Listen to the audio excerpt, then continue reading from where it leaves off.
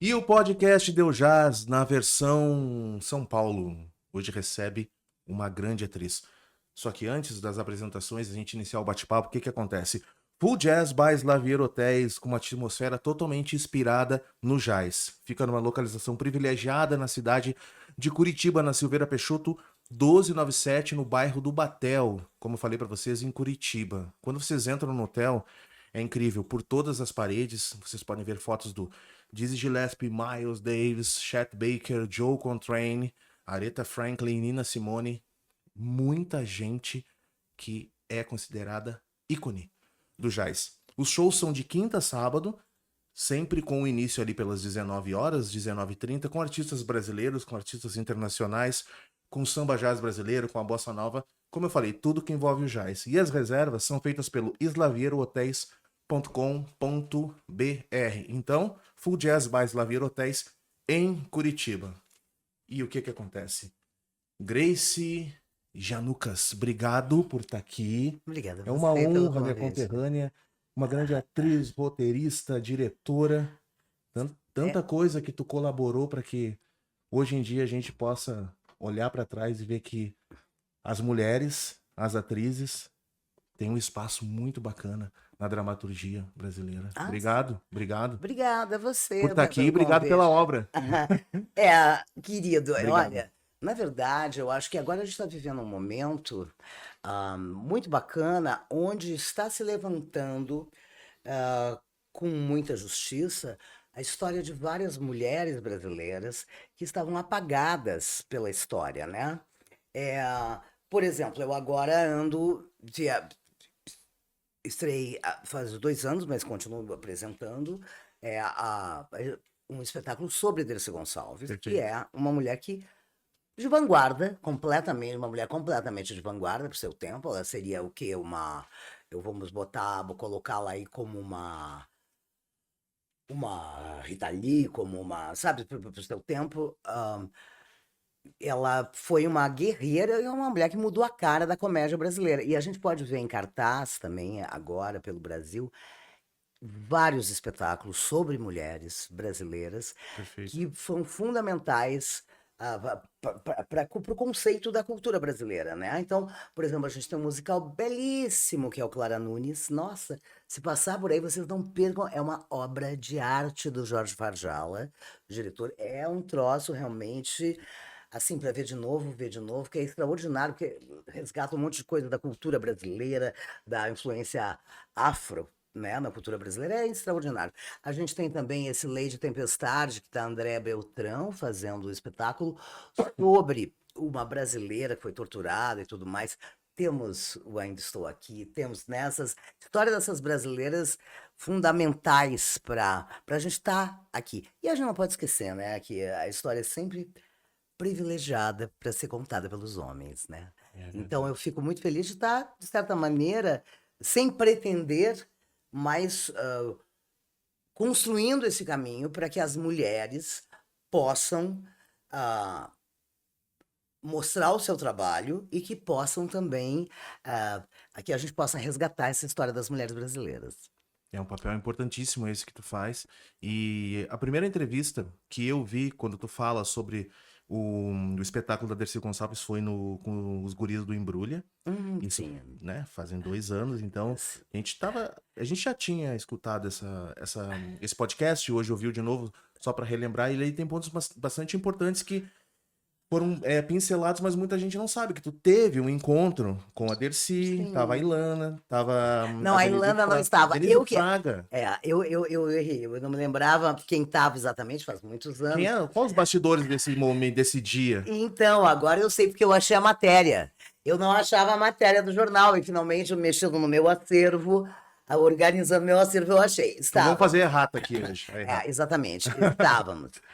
A Denise Fraga, Tá, Mira Ha, que também é uma atriz extraordinária, cenógrafa, artista plástica, Maria Alice Vergueiro, que o tá. pessoal deve conhecer do Tapa na Pantera, Sim. grande atriz Maria Alice Vergueiro, que já se foi. Estava a Cristiane Trisserri, também maravilhosa, que está nesse momento faz Frida Kahlo no teatro. E eu, éramos cinco, Cinco. cinco atrizes. Ah, de gerações, assim. Então tinha a Maria Alice, que eu acho que era a mais velha de nós. Aí depois a Mira. Não, e a Rose Campos. Rose Campos, grande Rose Campos, pelo amor de 6 Deus. daí. 6, éramos 6. Uma Dercy foi um encontro muito, muito interessante, assim. A Dercy era uma pessoa muito franca, muito direta, mas quando entre mulheres, eu acho que baixava aquele espírito do mulherio, sabe? Aquela coisa de mulher se dar mão, unidas, unidas contra uma sociedade patriarcal, de certa maneira, passando essa experiência uma para outra. Então, assim, foi um encontro muito bonito, assim, muito legal. Mais ou menos que ano que foi. E eu gostaria de saber se nesse encontro foi super informal, só vocês, ou tipo, tinha algum jornalista, tinha alguém fotógrafo. Não, foi um encontro promovido pelo Jornal da Tarde, tá? Que era um jornal do Grupo Estadão, do Grupo Estado de São Paulo, e, e sim, foi feita uma matéria a respeito desse encontro, e fotos e tal. E eu tenho lá a matéria, e cada uma falando algumas coisas, cada uma de nós, e, e quem teve essa ideia, e que de certa maneira é, acabou tendo essa ideia dessa matéria, propôs para o jornalista, e o jornalista convidou todas nós, foi a Cristiane Trisserri. Maravilhosa, a Cristiane Trisserri. Atriz incrível. E aí vocês foram lá, curtiram, ela tava super lúcida, tudo. Claro! Maravilha. Ela tinha o quê? Uns Eu acho que ela estava com 80 uns e 80 e pouco? poucos. Ela estava fazendo um show aqui no Tava lúcida, Paládio, ela foi no longe. antigo Paládio, que hoje chama-se Teatro das Artes. É o mesmo espaço que foi reformado Aham. aqui no Shopping Eldorado. E lá nós fomos assistir o show dela. E eu não me lembro se foi depois ou se foi antes. Eu acho que foi antes. A gente sentou, bateu papo. Eu não me lembro exatamente se foi antes ou depois. Mas conversamos muito. E, e Dercy, assim, passou sua experiência, falou do conceito dela, né? Dessa coisa que é verdade. Ela criou um estilo de comédia brasileiro que Uhum. todo mundo persegue, que todo mundo imita, mas não se dá o crédito. Porque tem o tempo de comédia inglês, tem o tempo de comédia ah, americano, tem o tempo de comédia francesa, tem vários tempos de comédia. A Dercy criou um tempo de comédia brasileiro. E tu vê todo mundo repetindo essa coisa, a maneira de construir as respirações, os tempos, sabe? A coisa da graça. Todo mundo repetindo isso sem dar o crédito para Dercy Gonçalves. Ela, o Boscarito e o Grande Otelo foram responsáveis por essa concepção de uma identidade brasileira. Porque antes da Dercy, antes, no início, o teatro era uma coisa muito elitizada, né?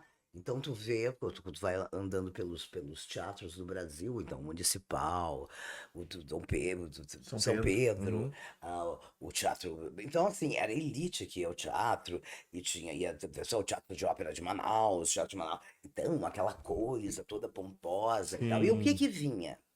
Era um trabalho feito para pessoas que são filhos de imigrantes, né? Filhos dos colonizadores. Ah, então, era copiado muita coisa da Europa, né? Muita coisa era traduzida no Brasil, vinha para a Europa, e eles interpretavam dentro da linha do teatro mais clássico que vinha da Europa. Então, era tudo mais impostado, tudo mais assim. Lá, lá. Dercy, com o seu trabalho que ah, veio do popular, né? Então, assim, paralelo a esse trabalho, a essa coisa dos grandes teatros, tinha o circo. O circo onde tinha os dramas, né? Tinha draminhas, teatro no circo, né? Além de várias coisas, palhaço e tal, mas tinha sempre os dramas que se passavam no circo. Então, ali já era uma coisa mais popular, ainda seguindo esse molde impostado e tudo mais. A Dercy acaba entrando numa companhia para ajudar quando ela foge de casa, de Santa Maria Madalena, porque ela era muito discriminada lá, por ser uma pessoa com identidade pessoal, que não se encaixava nos padrões óbvios, À frente, né? moralistas. É, exato, todo mundo já dizia que. Posso falar o que eu quiser. Todo mundo Claro. dizia que a Dercy era puta. 1903, né? No 1907 ela 7. nasceu. Nem o Inter existia ainda. É, 1907. E a Dercy, ela era pobre, bastante pobre. A mãe dela cansou de apanhar do pai. Violência doméstica é o que é tradição nesse país, né?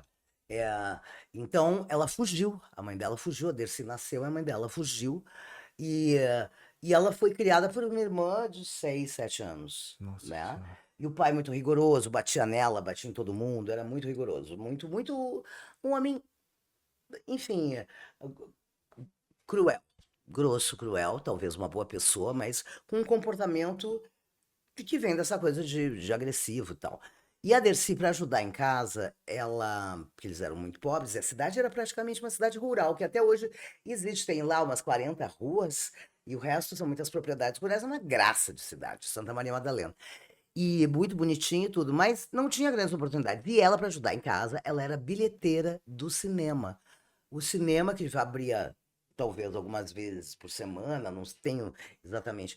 E ela ali assistia o cinema mudo, aquelas artistas incríveis do cinema mudo. E para quem lembra do cinema mudo, era tudo preto e branco, aquela maquiagem bem pesada, expressionista, né? Totalmente. Então aquelas eram as referências femininas dela. Sabe, como nós, meninas, têm suas referências, né? Então, aquelas eram as referências da Dercy, e aí, quando ela chegava em casa e tal, ela, para brincar, ela pegava carvão, do ferro de carvão, ou do fogão a lenha, passava no olho, fazia maquiagem, Caramba. botava uma roupa que a mãe dela tinha deixado para trás e saía pela cidade, como as estrelas que ela via no cinema, brincando. E a cidade inteira dizia que ela era puta. Em choque. Uma criança. Exatamente. Impressionante. Então, assim, a Dercy acabou fugindo, né, com uma companhia de teatro, que passou por lá desses teatros itinerantes, meio circo, meio mambembe, Uhum. não sei o quê. E dali ela foi acolhida, né, por essa companhia, e dali ela foi para o Rio de Janeiro, e lá começou como cantora, corista, no teatro de revista, em shows, assim, do teatro de revista. E ela, no teatro de revista, um dia foi substituir uma das atrizes que tinha ficado doente, que só apresentava a dupla principal, que era o Jararaca e Ratinho. Só que ela é muito brincalhona, ela falou, tá bom, eu substituo, ok. Mas ela começou a brincar com o público, começou a brincar, e o público veio abaixo, e o público veio abaixo, e que aquilo. Alguns dias depois, ela era uma das atrações principais dessa revista que ela fazia, que chamava ah, Minha Terra. Uma revista chamada Minha Terra. E aí, a Dercy ali começou a desenvolver o próprio estilo, né? O jeito dela popular de falar. Uhum. Tanto que, por exemplo, sempre que chegavam textos clássicos na mão. Depois, quando terminou o teatro de revista, ela foi fazer essas comédias clássicas que vinham para o Brasil e eram traduzidas. A Dercy pegava o texto e dava o jeito dela, porque era cheio de um palavreado muito difícil que ninguém entendia, o povo não entendia. E ela perguntava: vocês querem fazer para quem? Para um monte de gente intelectual que não tá nem, que finge que entende, né? Ou se vocês querem um teatro popular. Então ela pegava, ela traduzia do jeito dela para que todo mundo pudesse entender. E ela criou uma interpretação naturalista, brincalhona, brasileira. E então, assim, de repente, a Dercy virou referência para inúmeros atores que faziam teatro mais clássico, mas que também estavam interessados em coisas mais de vanguarda, brasileiras. Você não pode esquecer também que a gente teve toda essa busca por uma arte brasileira, né, com a Semana de 22 ali e tal. Então havia um interesse grande. Claro, quem consumia o teatro mais clássico eram as elites. Uhum. E eu acho assim incrível eu poder ter essa oportunidade de estar fazendo isso agora. Por quê? Porque a gente tem um teatro que não se fala no Brasil. Por exemplo, as referências todas são europeias, brancas e elitistas. Cadê o teatro preto do Brasil? Cadê a manifestação da cultura indígena no Brasil? Cadê esse teatro? Então, o que eu vejo nesse momento, que eu acho uma das coisas mais transgressoras que a gente pode ter nesse momento, é uma geração de atores que está em busca do verdadeiro teatro brasileiro de raiz. Como o Cleiton Nascimento, que fez esse espetáculo premiadíssimo, que viajou o mundo inteiro, que é Macacos, que eu aconselho, se Ah, você sim, sim, tiver a sim, sim. oportunidade, você não deixa de assistir Sim. Macacos, é revolucionário. E outros trabalhos em cima das culturas indígenas e tal. Então tem grupos incríveis agora trazendo um teatro de raiz brasileiro. Uma coisa muito legal que tu falou em algumas entrevistas é que tu tá numa situação onde tu pode curtir, vibrar e levantar a mão pra cima, porque os indígenas, negros, gays, travestis, eles não dependem mais da tua voz ou de uma outra pessoa que venha cá que eu vou fazer por ti. Dentro de cada grupo desses, e não podemos chamar de grupo, mas eu acho que é a única maneira que eu posso exemplificar, Ah, já tem representantes, sim, né? sim. Fazendo isso com autoridade para que tudo, de uma forma, a gente consiga que seja unificado. Sim, porque eu sempre falo isso. Eu nunca tinha pensado em ser atriz, eu queria ser antropóloga para trabalhar com comunidades indígenas, quilombolas e tudo mais, porque sempre via ali uma preciosidade cultural e também uma exclusão muito grande, né, dentro da sociedade. Sim. Eu sempre quis lutar, defender e tal. Mas acabou que eu acabei entrando para teatro, né, na faculdade, acabei descobrindo esse caminho que também é um lugar onde eu posso ter voz para denunciar todos esses absurdos É, e tudo mais, porque eu sempre digo, se eu tivesse ido exato. naquela época, 1981, para Amazônia, por exemplo, para o Xingu, eu estaria morta, Não, porque eu ia me botar inviável. na frente de garimpeiro, eu ia me botar na frente de madeireiro, enfim, eu estaria morta junto com tantos indígenas que morreram. Mas o que eu vejo hoje, que é isso, ninguém precisa do meu maternalismo nem do meu paternalismo. Foram dados meios para que os indígenas conseguiram foram se colocando, foram ah, ah, ganhando e lutando pelas suas comunidades, ganhando espaço, chegando às universidades e aos estudos mais aprofundados da nossa sociedade ocidental, né? E para entender onde estão inseridos, e hoje ninguém mais é trouxa, sabe? Ninguém mais é ingênuo, aquela ingenuidade. Eles foram buscar um conhecimento para se defender. E a gente tem advogados, a gente tem pessoas extraordinárias nas suas representações. E eu sou uma ah, observadora, eu estou aqui para aprender, porque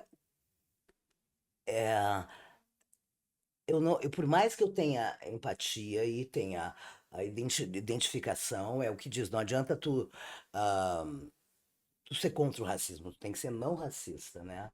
E, e aí eu, eu, eu estou aprendendo muito nesse momento, é onde eu mais aprendo, né? Além da ciência, que eu gosto de coisa muito de ler ciência, neurociência e tal, mas assim, a voz dos povos originários, é a voz das comunidades negras, dos pretos do Brasil e do mundo inteiro me interessam muito. Eu acho que eles têm muito a me dizer.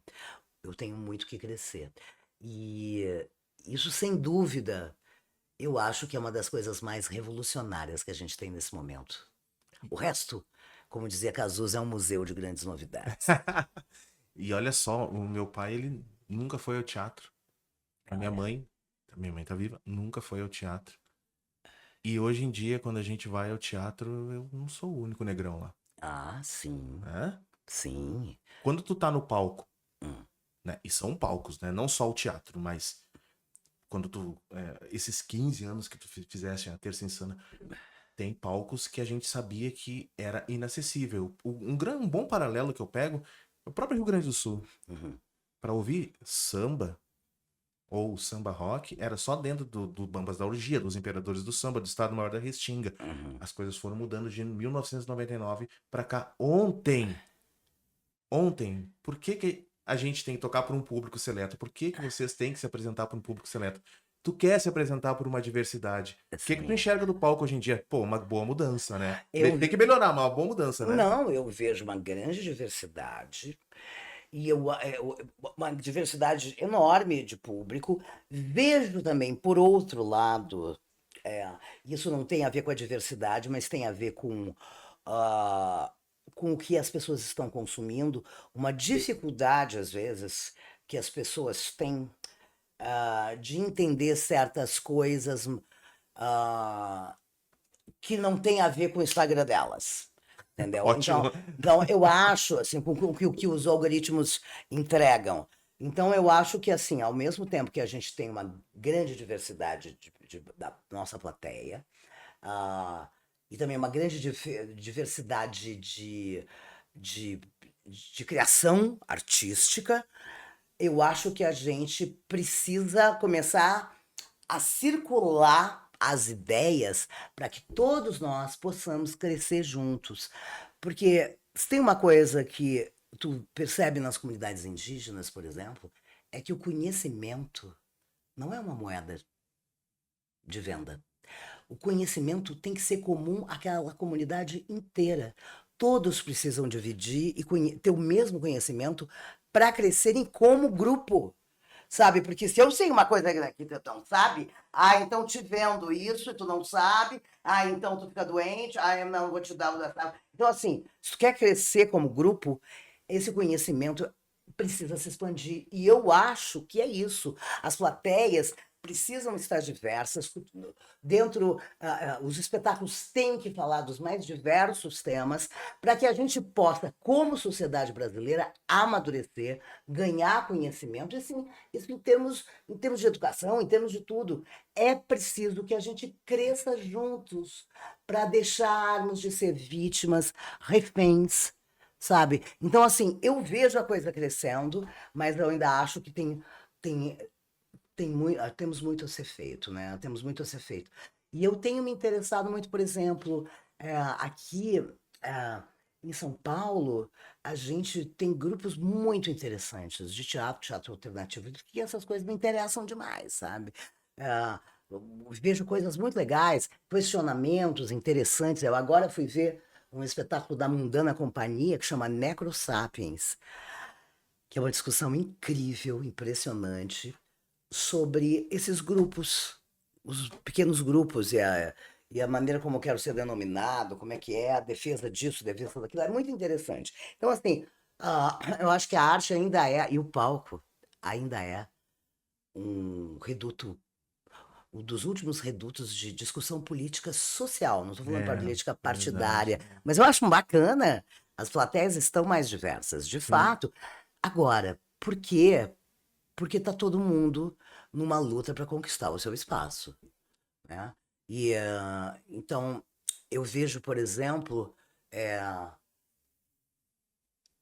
que em alguns lugares as pessoas que preferem uma coisa mais elitizada, mais assim, nem sempre têm o conhecimento que os outros têm. Então ficam Exato. numa mesmice. O que eu vejo agora, nesse momento, em relação ao teatro mais clássico, né, ao teatro mais comercial, é uma censura econômica. Então, assim, a gente está num país que está ficando, que já passou, né? Mais de 50% da população brasileira, ah, ou mais, assim,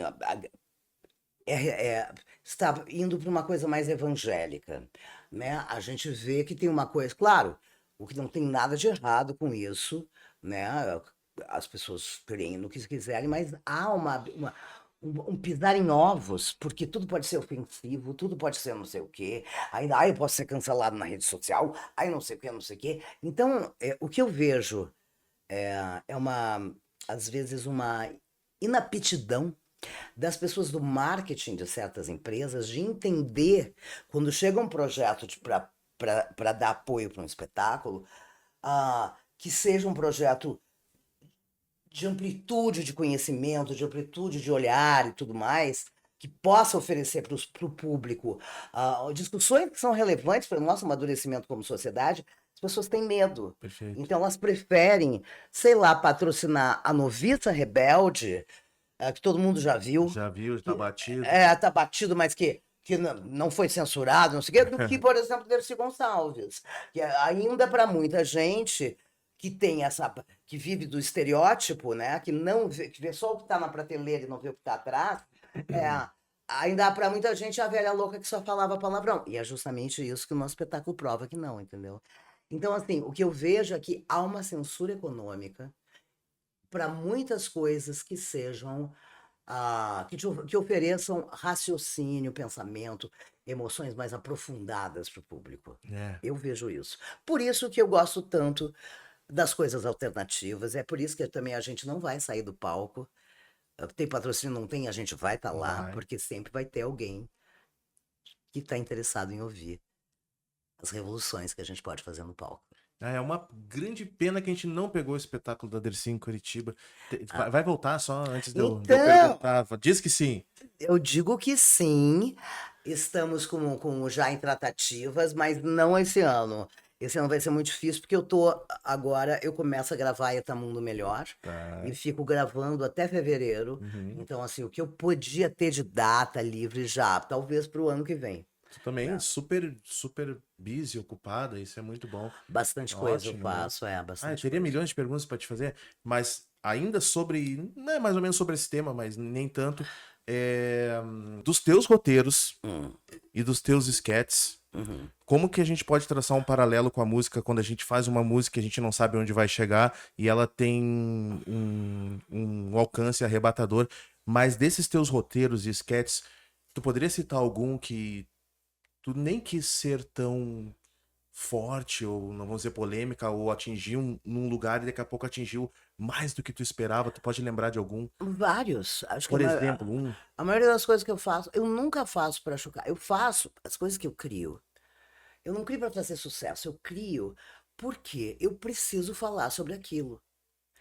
É, então, por exemplo, Que te surpreendeu? é, Essa é a pergunta, a Santa palavra. Paciência, por exemplo, a própria Cinderela, que é uma personagem que fala sobre dependência química, a Santa Paciência e a Santa Ignorância, que falam sobre a relação do homem com o divino e o quanto a gente usa Deus para cobrir os nossos erros, a nossa destruição de tudo que a gente toca, né? Então, assim, são observações minhas.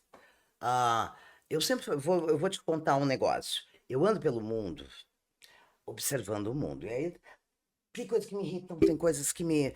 Sabe? E aí, quando uma coisa me irrita, eu fico pensando, por que me irrita? O que eu faria diferente? Por quê? O que eu faria diferente? E aí, refletindo sobre essas coisas, eu vou tendo ideias de como eu poderia fazer diferente. E geralmente, essas reflexões acabam Uhum, ganhando uma personagem para ser para ser porta-voz, entendi. né? Então, é das minhas reflexões que eu crio as minhas personagens, né? Então, por exemplo, a Cinderela, né, é uma personagem que fala sobre dependência química. Ela veio de um espetáculo meu que chamava-se Não Quero Droga Nenhuma, a comédia que eu fiz em 1998. Eu estreiei esse espetáculo. Foi em 98, não. 98, 89. Em 1989, foi um escândalo. Foi a primeira comédia que falava sobre droga, sobre dependência química, né? E eu achava que eu tinha que falar sobre isso, eu precisava, porque sempre droga, oh, droga, oh, mas sempre tem a piada do bêbado. Então, assim, vamos falar sobre dependência química com bom humor, porque a comédia é sempre uma maneira suave da gente lidar com assuntos que são sérios, graves, sem tanta resistência da plateia. Vamos com calma, vamos falar sobre isso. Então, assim, é, a Cinderela é uma personagem que teve uma repercussão incrível. A Aline Dorel, que é essa atriz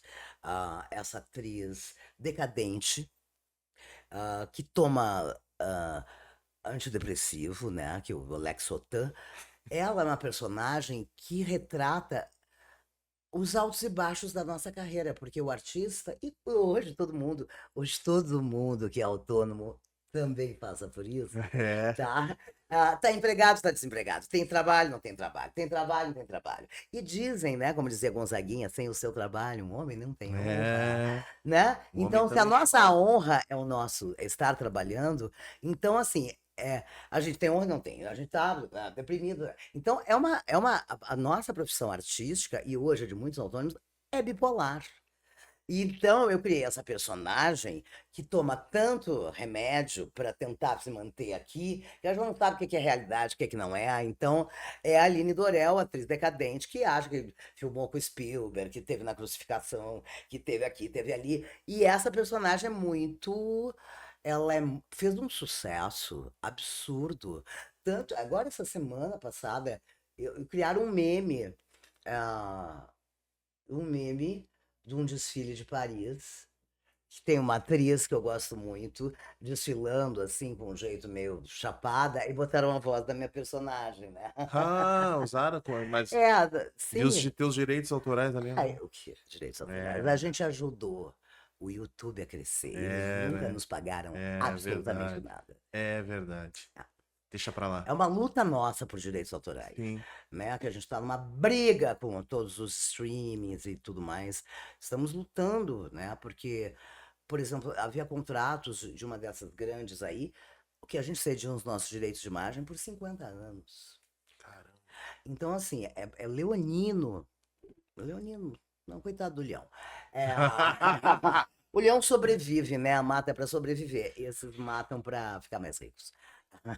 Ô, Grace, um ano antes de tu idealizar, não, projetar, tu projetou antes, mas de tu colocar na mesa o projeto da Terça Insana, eu sei que tu ficou no Rio Grande do Sul um ano, Sim, exilada, é. autoexílio, Sim, sim, autoexílio. Tá, sim. como é que foi? Onde é que foi? Bastidores? O que que tu fazia Ah, lá durante esse ano? Eu nunca vi tu falar sobre isso v- mais do que 10 segundos. então, Ninguém perguntou também, né? então, eu estava em São Paulo em 1999. Eu fazia uma novela para Record, Tá. que era uma produtora independente que passava seu trabalho na Record. Uma novela chamada Tiro e Queda. Eu fazia um espetáculo chamado Paraíso, que era um texto meu, e eu estava dirigindo mais um espetáculo, e eu tinha um filho pequeno. Filho pequeno não, 10 anos por aí, e 10, 9, 10 anos, não sei que idade estava meu filho, é, 9 eu acho. E aí, era uma loucura, porque eu trabalhava que nem uma louca em várias coisas, e eu não conseguia tempo para ficar comigo, não sabia nem o que, que eu queria fazer, mas eu tinha que sobreviver e tal. E eu tinha uma duplicata dos livros do meu filho comigo, porque a gente fazia lição pelo telefone, celular, naquela época, porque era caríssimo e tal. Enfim. E aí, quando chegou o final de 99, finalmente, porque eu estava trabalhando muito, eu tinha um dinheirinho para ir passar o Natal com a minha família no Em Rio Grande. Em Rio Grande, Praia do Cassino e tudo mais. E aí, eu eu fui, e meu filho falava: ai, mãe, vamos morar aqui, que legal, porque aquela coisa ali, a Praia do Cassino, anda de pé no chão, e aquela areia batidinha, aquela coisa, o mar e tudo tranquilo, a criança pode ir ali até a esquina, sabe? Não é essa violência. Então, ai, mãe, vamos morar aqui. Eu falei: ah, eu também queria, mas não dá, meu filho, meu trabalho é lá, como eu vou ver do que aqui mais? Mas... Aí eu fiquei pensando: por que que não posso? Por que que eu não posso? Eu voltando para São Paulo, eu lá nas férias pensando isso, Tá. né? Voltando para São Paulo, eu vou ter que começar minha luta tudo de novo. Mais uma peça, vou atrás, vou montar mais um espetáculo. Tinha Eu, aluguel, alguma coisa a- assim que tinha que. assim, sim, condomínio, sim, tudo isso que a gente paga, todas essas coisas. E aí, o apartamento que eu morava aqui, que era do meu filho, né, era do meu filho, é, e, e eu pagava condomínio, pagava isso, pagava aquilo. Eu fiquei pensando, assim, aquela coisa, tá, um usufruto para mim, né? Porque ele era pequeno, agora hoje, claro, o apartamento é dele. Mas eu falei, por que que a gente não pode? Aí eu aluguei o apartamento daqui. Tá. E com o dinheiro que nós conseguimos alugar um sítio lá, Em Rio Grande. em Rio Grande, na estrada, no Sinândios, entre a cidade e a praia, Tá. tá? Naquela Sim. estrada Tô entre a cidade ligado. Tô e a sabendo. praia. E foi uma das experiências mais revolucionárias que a gente poderia. Eu pude oferecer não só para o meu filho uma vida cheia de natureza, que aquele lugar, a minha terra é exuberante de natureza ainda, né? Antes que destruam tudo. E um pouco da infância que eu tive também, uma convivência intensa com a minha família, com meus sobrinhos, com os primos, que foi maravilhoso. E para mim foi um tempo de respiro. Um ano. Um aninho. Um ano. Só que o pessoal descobriu que eu estava lá, né? Sabe, que eu estava fazendo um tempo lá. E aí veio uma escola de Rio Grande, uma escola de dança, perguntando se eu não daria uma vez por semana aulas lá para garotada, queria saber de teatro, se eu não poderia dar aula. Eu falei, não estou fazendo nada. O que que me custa? Vou passar adiante o que eu conheço, lógico, Certo. vamos fazer. Tá. Ok. Aí isso saiu no Jornal de Rio Grande. Daqui a pouco o pessoal de Pelotas viu a matéria, me convidou. Tu não quer dar uma aula aqui para nós e tal? Porque assim, uma escola que te preparava para vestibular, e já era uma coisa intensa, assim, do segundo do ensino médio. E não quer dar aula para dar uma relaxada e tal. Eu falei, tá, não me custa nada. A primeira aula tinha mais de 100 alunos. Que massa! Aí, claro, quando eu falei, aí eu tive que dividir em 3 turmas. Bom, para te resumir, é claro que as pessoas foram desistindo, tarará, dadadá, dadadá, e ficou uma galera maravilhosa. As que ficaram lá em Pelotas. E o pessoal que eu formei em Rio Grande, maravilhosos. Tanto que tem muita gente que está aí trabalhando. Que show! Uma das pessoas que estudou comigo em Pelotas foi o Ian Ramil, filho do Claro, Vitor. filho do Vitor Ramil. E o. Várias pessoas estão aí trabalhando e fazendo coisas assim. Ah, e aí, quando vi, não tinha mais tempo de nada. Eu vivia na estrada, vai para Pelotas e volta, e ensaia, não sei o quê. Mas, agora, sem exagero, foi um período importantíssimo e foi muito legal, porque eu tinha comprado um computador, né? Porque 99, comprei um PC, então eu comecei a aprender coisas e ali fui digitando, aí ali também eu escrevi um roteiro de cinema e tal, e pude ter um respiro, gente, porque legal. a nossa profissão é uma luta. A gente está o tempo inteiro lutando para conseguir pagar as contas. Por exemplo, eu sempre digo isso, uma pessoa que sempre viveu empregado, com CLT, carteira assinada, ele sabe que todo final do mês ele vai ter tanto. Então, se ele meio que se controlar, não tiver grandes imprevistos, ele tem tanto, né? Aí tem um dinheiro guardado para uma emergência e tal. A gente está sempre na emergência e a gente está sempre precisando usar aquele dinheiro que a gente pensou em guardar. É uma luta, é uma coisa assim. Então, assim, ah, eu acho que a gente que vive sem emprego garantido, somos autônomos e tal, a gente tem muito jogo de cintura. Uma pessoa que que era CEO de uma empresa e de repente bota para, sabe, é despedido nessas reformas que teve, a pessoa sai ao mundo e ela não sabe por onde começar, né? Eu sempre vivi na instabilidade, então na instabilidade eu me viro, né? Não tenho a vida assim, que muita gente acha que uma atriz pode ter, tal, isso que aquilo, luxos, mas eu sou feliz. Por que as pessoas acham que os atores, as atrizes, os cantores são ricos? De 50 amigos teus, Aham. tu tem 5 amigos ricos? Artistas? Olha, Artistas. artistas. Eu conheço muita gente, né? Muita gente que ficou muitos anos com grandes contratos, ah, dentro da televisão ou em gravadoras, né? Que vendeu bastante. Então, É, algumas pessoas que têm uma vida estável e que conseguiram chegar na sua velhice, com uma estabilidade financeira, porque ainda estão vendendo cópia de disco, né? Com a cópia música, ainda estão recebendo direitos, né? Ainda estão. Então, assim, são pessoas que foram absorvidas pela indústria, pelo sistema, pelo mercado artístico. Agora, 90% das pessoas que eu conheço, assim, na área artística, também tem a mesma instabilidade. Fora que, por exemplo, teve gente que foi para fora do Brasil, como tu foi, passou anos fazendo trabalhos incríveis fora do Brasil. Gente de dança, gente de circo, sabe, de Circo de Soleil, dos maiores festivais de dança do mundo. Chega no Brasil, ninguém conhece. a corrida é outra. Não, ninguém conhece, É, ninguém ouviu falar, é, né? é Por verdade. exemplo, É verdade. eu agora, recentemente estive no Rio, visitando o meu grande amigo Marcos Oliveira, né? O Marquinhos, que fazia o Beisola, e que agora está no Retiro dos Artistas. Uhum. Ali com ele, lá no Retiro dos Artistas, tem artistas maravilhosos, pessoas premiadas, músicos internacionais, premiados no mundo É, inteiro, e Flora que. Purim, Ah, Ayrton Moreira, ah, estão lá. no Retiro? Sim, acho que sim. É, Acho que sim, não tenho. então. Tá, tu tem essa informação. Não, tem gente maravilhosa que está lá. É. Então, assim, vocês que moraram na Europa sabem que muitos países têm as suas companhias de teatro, as suas orquestras, né? E que são parte da cultura daquele país, fundamentais para a identidade do seu país. Claro que o Brasil é um lugar enorme, com inúmeras manifestações culturais, mas todo artista que quer se manter no seu trabalho tem que ter uma outra atividade paralela.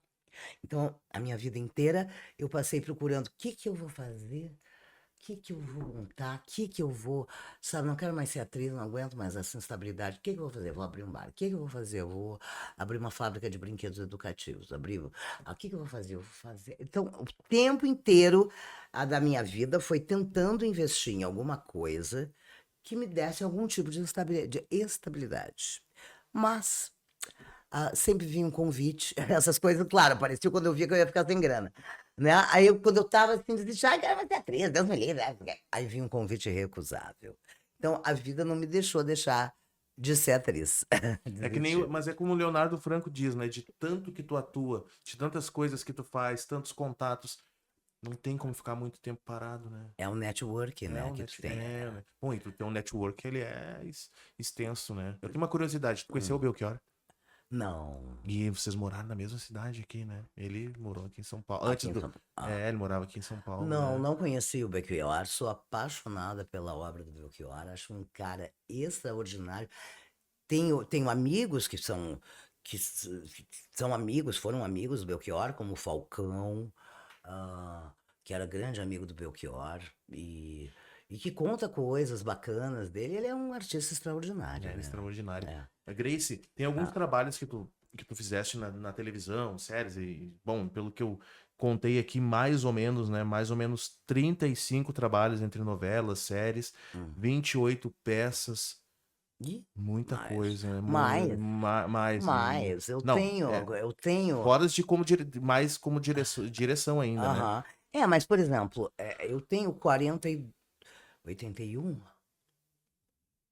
Sei lá, faço a conta. 44. Então, quase 44 anos de carreira. Então, eu fiz muitas coisas, muitas coisas. Só na Terça Insana. A Terça Insana não era um espetáculo por semana. Nós tivemos, assim, o projeto durou 14 anos.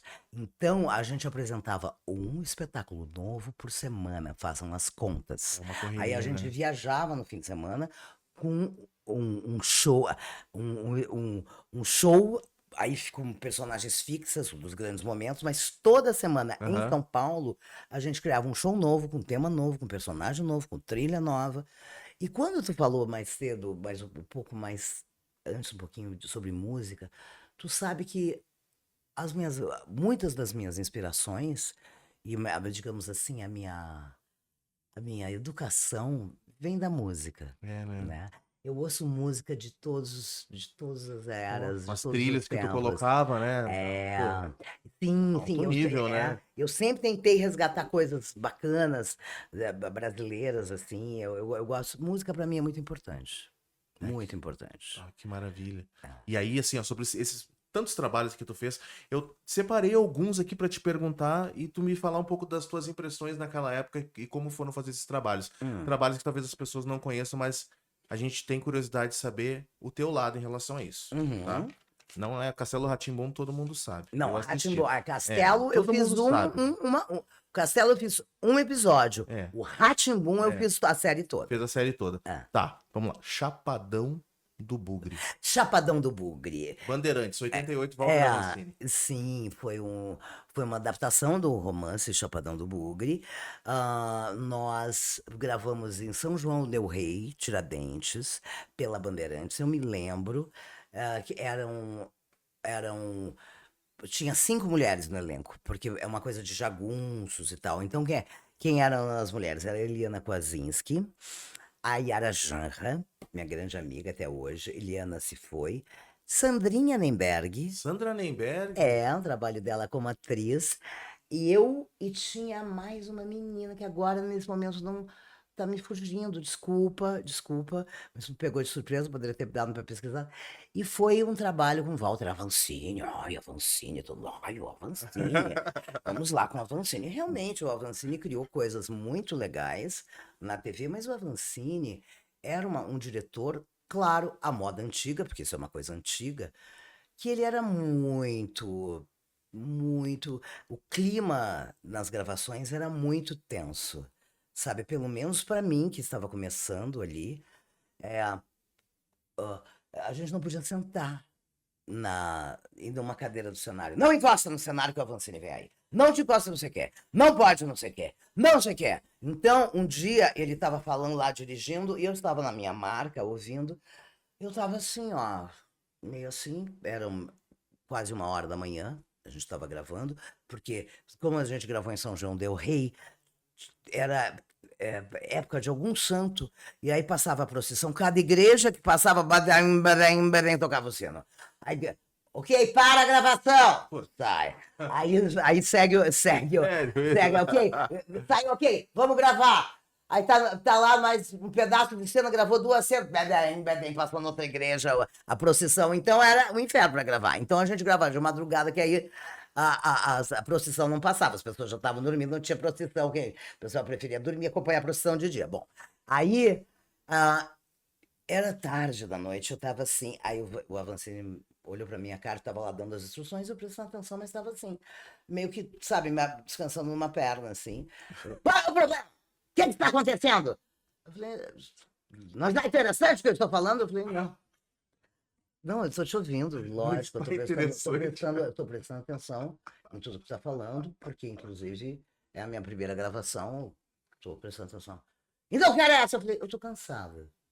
Eu viajei 9 horas com 12 pessoas numa Kombi para estar aqui gravando hoje. Cheguei, não consegui nem almoçar, fui fazer prova de figurino, fui fazer maquiagem, cabelo. 5 da tarde eu estava pronta para gravar, são 00:30 e eu tô aqui. Nossa, ainda. Senhora. Então eu estou cansada. O bom ator não tem cansaço, não tem fome, não tem frio. O bom ator... Então, para mim, ali, foi uma experiência meio sufocante, né, o Chapadão do Bugre, porque nesse sentido de direção, eu tava chegando num lugar. Mas aí, em alguns momentos... Bom, e eu tinha uma cena que eu tinha apanhado o Alexandre Frota, que fazia. Meu Deus, que era isso? Edson Celular e Alexandre Frota, taraná. Geraldo Del Rey, que foi casado com a nossa querida gaúcha apresentadora. Enfim, vários artistas incríveis. Patrícia Poeta? Não. Qual? Não. Meu Deus. Ai, tem tantas? Não! A melhor, a mais simpática, que tinha trabalhado na TV Cultura. Pelo amor de Deus. Para. Ou corta. Não. Geraldo Del Rey. Põe te acha. Segue o baile. Pelo amor de Deus, não posso esquecer dela, minha amiga. Tânia Carvalho. Tânia Carvalho. Ela é a... Depois vem o resto. Tânia Carvalho, pelo amor de Deus. Famosinha. Ai, desculpa. Onde quer que você esteja, desculpa. Tânia Carvalho, maravilhosa. Enfim. Tânia Carvalho, lógico. Foi casada com o Geraldo Del Rey. Enfim, pessoas muito com quem eu convivi, que me ensinaram muito. Tony Tornado também fazia. É uma galera, assim, de artistas. E ali... falou que tinha apanhado o Frota. Eu tinha apanhado o Frota. E eu estava apavorada, porque todo mundo dizia, não, o Avancini manda, a cena é real. E eu olhava, assim, né, à medida, antes que não chegava a cena, os dias iam passando, eu olhava a mão do Frota, uma mão desse tamanho. Eu falei, puta. E aí, no final, claro que ele não mandou bater em mim. E ele, assim, em momentos ele me chamava, conversava, era carinhosinho, sabe, querido comigo. Mas, assim, eu tava começando, eu fiquei muito tensa. Porque a situação de começar já é tensa. E a situação... assim, de não entender porque o cara tá gritando daquela maneira comigo, sabe? Eu tô conversando, então, uma coisa, né? Mas, assim, foi uma experiência importante, o Chapadão do Bugre. E claro, na hora de bater, vinha a mão dele assim, corta! Já apareceu caindo na cama. Sim, entendeu? sim. Então, graças a Deus, a minha bochecha ficou preservada. Como é que estamos de tempo, meu amor? Temos 10. Ah, coisa boa, coisa Tá, boa. vamos, vai, que eu Vamos vou lá, segue tentar o ser baile. mais rápida. Não, nossa, assim, a gente tinha que fazer um programa de 3 horas. Eu, É. eu falei pra Luciano, eu queria fazer um programa falando só até a tua saída de Porto. Eu Tá. queria fazer um programa falando sobre o tecido social do Porto de Elise, Redenção e Aham. até aquele lance de Porto, mas me conta um pouco assim, como é que era essa Porto Alegre até 1984. Acho que tava lá Nelson Coelho de Castro, Gelson Oliveira, Antônio Gelson, Bittencourt, Luiz Gelson, Carlos Borges, essa gurizada toda, né? Gelson, Me é conta a um Ney pouco. Lisboa, Claro, Ney Lisboa, é pô, a Ney Adriana Lisboa, Calcanhoto, o Léo Ferlauto, aham, o Marquinho Breda. o Breda. A Adriana Calcanhoto eu não conhecia. Eu vim a conhecer ela através do Caio Fernando Abreu, porque eu acho que a Adriana estava começando. A gente não circulava pelos Acho que ela é um mesmos. pouquinho. Bom, Ela é mais moça que eu, com anyway, certeza, e ela veio um pouquinho depois de mim para São Paulo e tu é amiga tal. do Gelson, né? Sou É o amiga do mestre. Gelson. É maravilhoso. Ele é Gelson. casado, não sei se ainda são casados com a Jade. Uhum. Eu trabalhava com a Jade. Então é o seguinte, Porto Alegre, para Porto. mim, eu tinha acabado de chegar na Inglaterra. Eu passei pro segundo semestre da faculdade e eu ia ficar 6 meses sem fazer nada.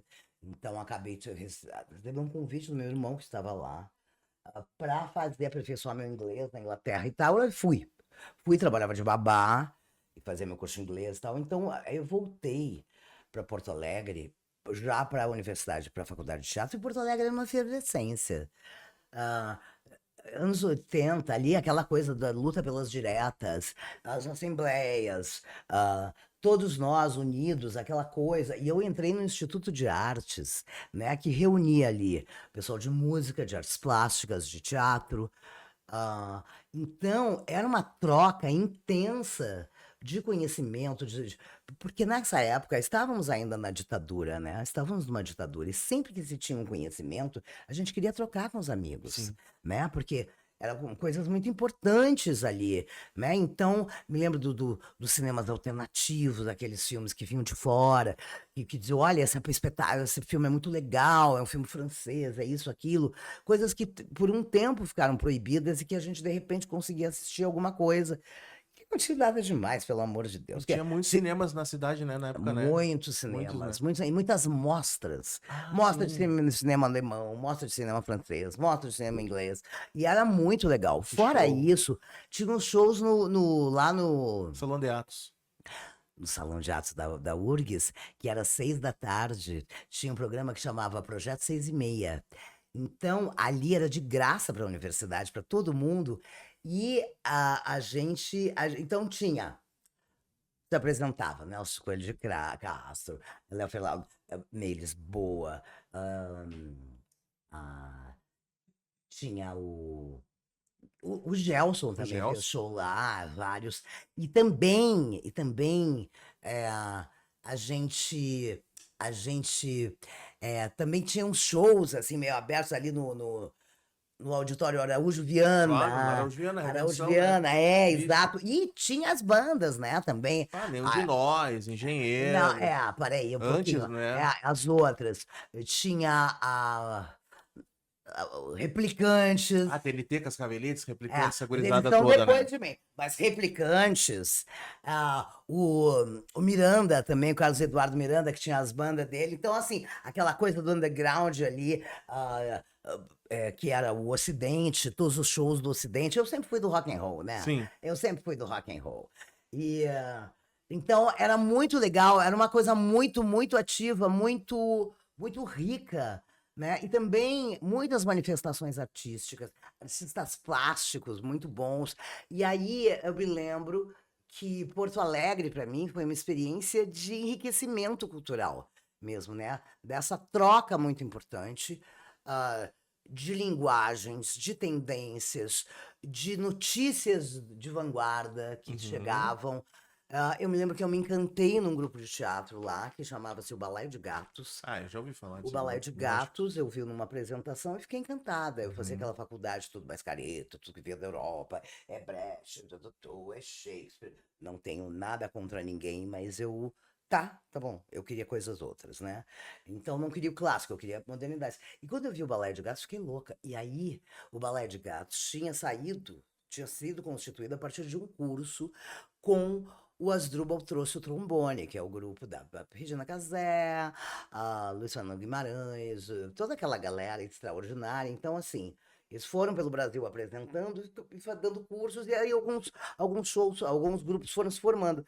Então, assim, Porto Alegre era uma efervescência, a Redenção, o Brick, aqueles bares do Oswaldo Aranha, e fora, assim, que era tudo, se discutia, se falava sobre política, e de repente a gente ia para as ruas lutar pelas diretas, sabe? Manifestações. Então foi um momento muito intenso que eu vivi de luta pela liberdade em Porto Alegre e de florescer de liberdades também, Nossa, artísticas em todos os deve ter sentidos. sido uma época maravilhosa. Foi. Pelo que eu sempre pergunto isso pra eles, pro Ah, Nelson, pro Gelson, pro ah. falecido Luiz Carlos Borges, eu perguntava, e eu encho o saco deles. Me conta, como é que era? E sabe que E eles tinha. gostam de contar. E tem um artista que eu conheci nessa época que era, eu não sei sinceramente por onde ele anda, mas é um artista que eu gostava muito, o Zé Caradípia.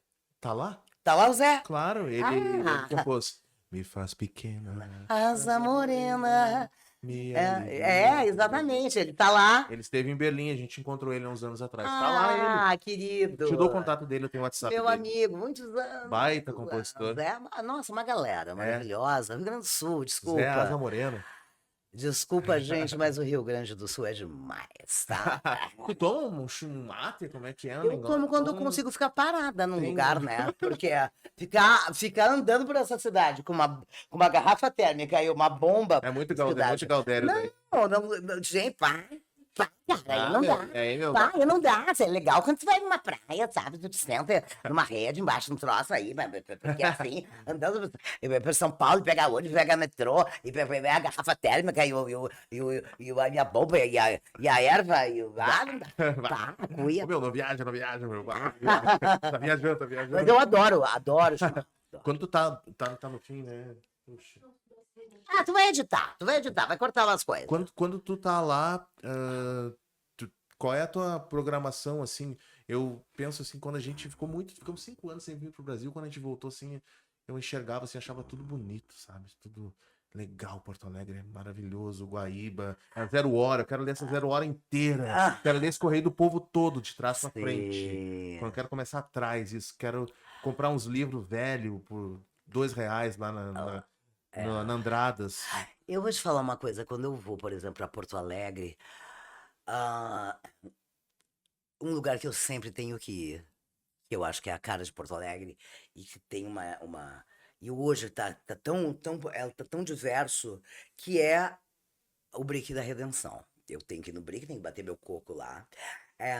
Outro lugar também que eu tenho que ir, não só no Brick, como o Parque da Redenção, para mim é muito importante. O Guaíba, ela é de uma beleza extraordinária. Coisa linda, Aquelas né? ilhas do Guaíba, que É. são quando eu tenho a oportunidade, eu consigo fazer um daqueles passeios de barco, né? Que Vai até são. Guaíba, né?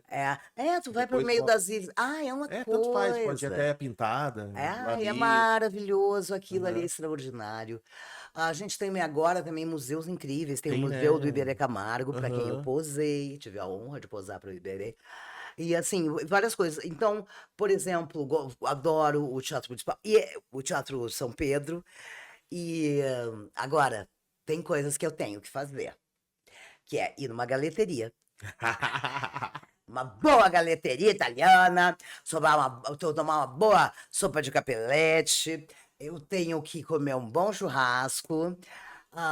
E em algum lugar que tenha uma boa música gaúcha. Ai, Zara. Eu adoro. Aquela dança, eu fico com o pé que é um leve pra dançar. Agora, em Rio Grande, meu negócio é correr pro cassino, porque ali é a minha casa, ali eu me sinto abraçada, ali tem uma história, cada eucalipto daquela avenida, aquele mar, são testemunhas de gerações. Ali Então é a gente, massa, né? a gente anda pelas ruas de Porto Alegre e pelas ruas do Rio Grande do Sul e me dá uma certeza do que eu sou constituída. Eu penso a mesma É, coisa. Ali tu pega cachorro a 10, X a 15. Ali, né? Tem, né? Tu já foi até o navio encalhado? Claro, claro, já fui muitas vezes. Dá 1 hora a pé, né? A pé nunca fui, meu É amor. longe, né? É longe, não a pé, tu não vai me ver. Eu ia até os moles a pé, que são É 6 longe, quilômetros. né? O coisa são 12 ou 13 quilômetros ali do centro do Castelo. Agora, lugares incríveis que a gente tem ali na região, tem ali São José do Norte, tem as outras cidades na beira da Lagoa dos Patos. Sim, aí tem O nosso Rio Grande. Mostardas, Ai, é Santa Vitória do demais. Palmar. Ah, é um paraíso, é um É paraíso. maravilha, A Ilha né? dos Marinheiros, é Ah, coisa lindo. boa. Gracie, Ah, obrigado. obrigada a você. Obrigado, obrigado. Você não, obrigada pra Obrigado. ti, pra tua. Ah, valeu. Obrigada a tu. Por Obrigada a que, tu. por que que tu aceitou vir num podcast tão infame, que é uma promessa de desastre, mas que muita gente atualmente tá assistindo?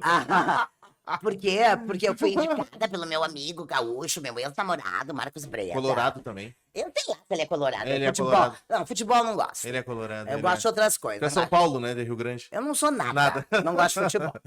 Mas por que que tu veio? Porque o Marquinhos é Sim, o bruxo. Marquinhos me indicou. Ele é bruxo. E por quê? E porque tu é gaúcho, então vamos aí. E por mais um motivo. Eu amo Curitiba, adoro Curitiba. Acho uma cidade maravilhosa, extraordinária, de uma cultura, de uma beleza, de uma educação, de uma limpeza. Eu adoro Curitiba. E, e eu quero também poder levar a, a minha voz para todo mundo que está ouvindo, enfim. É porque a tua agenda tá super apertada. Hoje à noite tu vai pra Belo Horizonte, porque tu Exato. tem espetáculo esse final de semana inteiro. Nasci pra ser Dercy. Eu faço 2 anos já há encartado. 2 anos e meio. E meio. Eu tô fazendo aqui em São Paulo às terças, aí Tá, às viajando aos terças. finais de semana com Dercy. Tá. É um monta-desmonta cenário. E agora, final de agosto, a gente se apresenta no Teatro Rival, do Rio de Janeiro, que é um dos lugares preferidos da Dercy Gonçalves, né? Que foi, né? O Teatro Rival é um lugar especial que eu vou poder fazer espetáculo. E depois eu começo a gravar a novela, o Eta Mundo Melhor. Eita, Mundo Melhor, né? No horário É, das 6, assistam. isso. É. Maravilha. Obrigada, amor. Obrigado. E sucesso pra Gracie, vocês. E obrigado. sucesso pra vocês, muita música, muito jazz, Muito jazz, muito samba, muito MPB, tudo. muito, muito Brasil. E ó, posso indicar? Pode. Posso indicar coisas?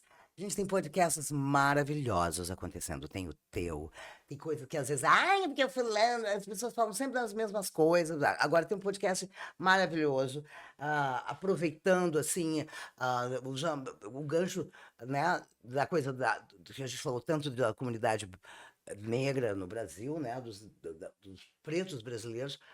O podcast do Mano Brown Ah, massa é demais. maravilhoso. Massa demais. Então, assim, tem coisas.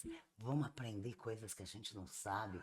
E vamos deixar as pessoas que a gente não deixou falarem, para nos ampliarem o olhar, ampliarem o nosso conhecimento e a nossa possibilidade de fazer desse país uma grande nação de mãos unidas. Que maravilha. Gracie Janucas aqui no podcast Deu Jazz. Compartilha, se inscreva no canal, curta, segue a página do Instagram da Gracie. Mas não é só seguir a página, vai no espetáculo, que é o principal, né? Ter contato com a cultura. Se passar por ela em algum lugar, ela tá rodando o Brasil inteiro, né? Demonstre esse carinho ao vivo, que é muito importante. E Obrigado. tchim, tchim. Saúde. Tchau, tchau.